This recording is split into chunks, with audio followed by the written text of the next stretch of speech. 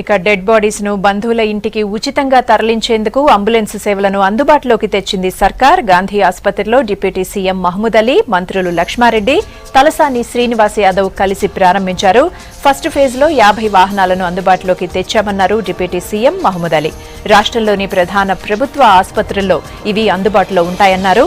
గాంధీ ఆసుపత్రికి 10 వాహనాలు, ఉస్మానియాకు 10, అలాగే నిమ్స్ కు 2 వాహనాలు కేటాయించామన్నారు మంత్రి లక్ష్మారెడ్డి.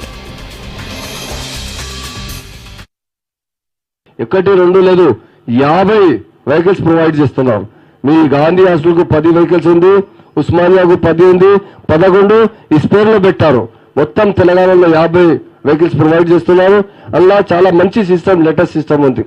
ఒకటి అంటే 2 డెడ్ బాడీ కోసం సపరేట్ బాక్స్ ఉంది.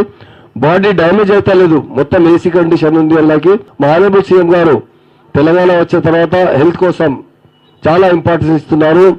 ఎంతమంది 57 ఇయర్లో ఈ ఆంధ్ర పీరియడ్ లో అంతా చాలా అన్యాయం జరిగింది. అంటే హెల్త్ కోసం అన్యాయం జరిగింది, ఎడ్యుకేషన్ కోసం అన్యాయం జరిగింది. చాలా మంది పేదవాళ్ళు దూరంకి వస్తున్నారు, ఖమ్మంలో వస్తున్నారు, వరంగల్లో వస్తున్నారు, ఆదిలాబాద్ లో వస్తున్నారు. డెడ్ బాడీస్ తీసుకుపోవాలంటే చాలా కష్టం అవుతుంది.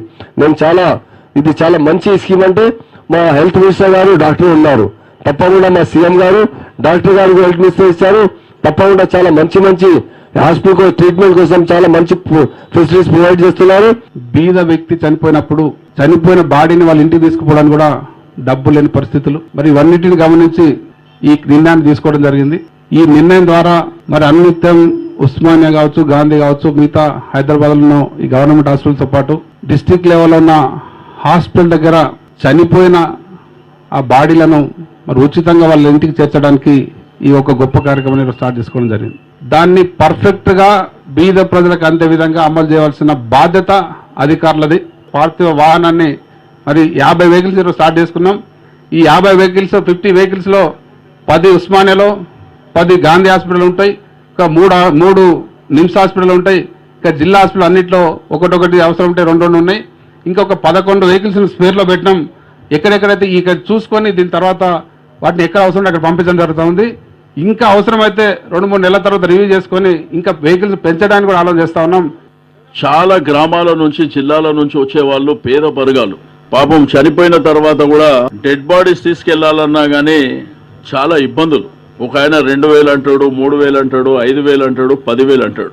కానీ ఈరోజు మన మంత్రి గారు 50 వాహనాలను ఇక్కడ ఇనాగ్రేట్ చేశాడు. ఒక్క గాంధీ హాస్పిటల్కే 10 వాహనాలు ఇస్తుంది. అది కూడా ఫ్రీ సర్వీస్, ఉచిత సేవ. అయితే ఈ రాష్ట్రంలో ఉన్నటువంటి ప్రజలందరూ గమనించాలి, ఎవరైనా చనిపోయినప్పుడు 1 రూపాయి లేకుండా మరి ఏ గ్రామానికైనా ఉచితంగా ఈ యొక్క పార్థివ వాహన సర్వీస్ ఉంటుంది. కాబట్టి ధైర్యంగా ఇది మీకోసం ఏర్పాటు చేసింది. ఎవరికి 1 రూపాయి కూడా పే చేయకుండా దీన్ని జాగ్రత్తగా చూసుకోవాల్సినటువంటి అవసరం కూడా ప్రజానీకంపై ఉందని చెప్పి నేను ఈ సందర్భంగా తెలియజేస్తా ఉన్నాను.